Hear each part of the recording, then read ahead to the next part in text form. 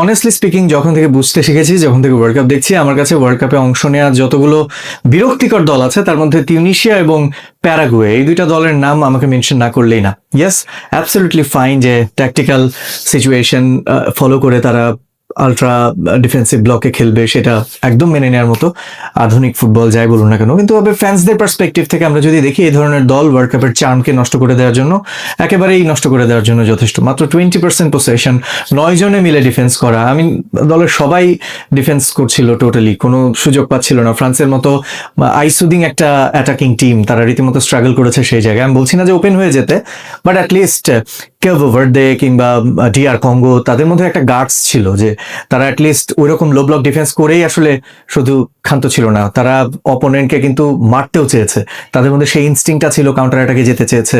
But Paraguay তাদের ইন্টেনশনে ছিল টাইব্রেকে যাবে। আগের ম্যাচে জার্মানিকে টাইব্রেকে হারিয়েছে, এই ম্যাচেও ফ্রান্সকে টাইব্রেকে তারা হারাতে চেয়েছে, তারপরের ম্যাচেও টাইব্রেক। এভাবে করে কি কেউ ওয়ার্ল্ড চ্যাম্পিয়ন হতে পারে?